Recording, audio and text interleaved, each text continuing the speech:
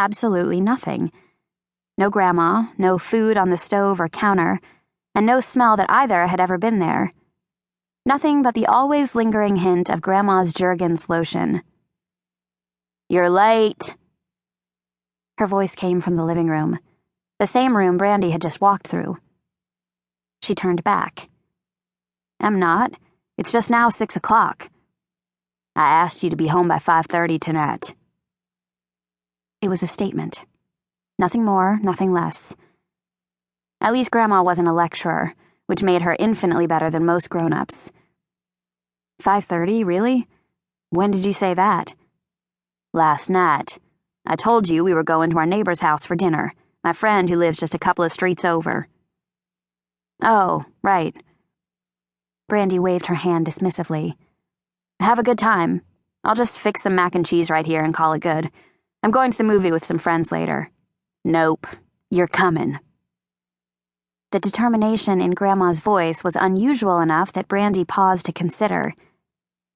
No reason to turn this into a showdown. Just a little bit of reasoning, and they would all go their merry ways. "Why? I'm sure the two of you will have more fun without me around, and I'm plenty able to fend for myself." "No, you need to come with me. My friend's granddaughter lives with her, too.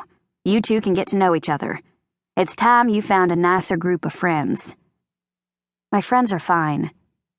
"We're going. Now." What was with this newfound bossiness? Brandy hesitated. Would it be best to dig in and fight hard, hoping to avoid a similar situation in the future? Or just give in this once and hope it was a one-time thing? Fact remained, she was hungry, and there was no way this dinner could last more than an hour or two at most. Still plenty of time to meet up with her crew later. Might as well give Grandma the satisfaction of believing she'd won this round. Okay, let's get this over with. Sabrina watched until her grandmother disappeared from the dining room back into the kitchen, then continued to listen until she was more than certain she could move without being seen. As soon as the coast was truly clear, she reached into her pocket for the 2 white pills that waited there. She popped them into her mouth, swallowed them dry, then returned to setting the table. She took care to line up the silverware just perfectly. Tonight meant a lot to Nana. "I don't know. Do you think maybe we should use the fancier plates?"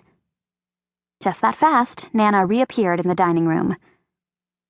Hopefully, Nana hadn't seen the Tylenol, because it would definitely tip her off that Sabrina wasn't feeling well. "No, I think these are beautiful. It's just a casual dinner. No reason to be too formal about this, right?"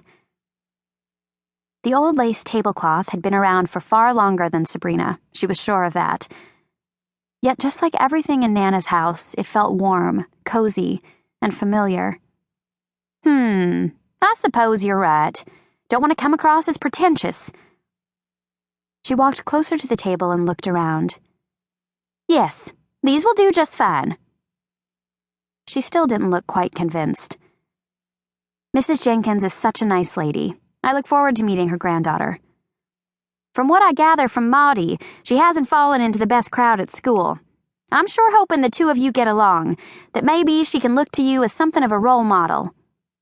"I'll do my best," Sabrina saluted. "I know you will, darling." Nana gave a nod of satisfaction, moved as if to turn, but then stopped and jerked back around. "You okay? You look a little pale." Sabrina had lived there long enough to know what was going to happen next. Nana would put her hand on Sabrina's forehead, make a clucking sound, then go in search of the thermometer. Sabrina was pretty certain the results would show a low-grade fever, which would ruin their plans for the evening.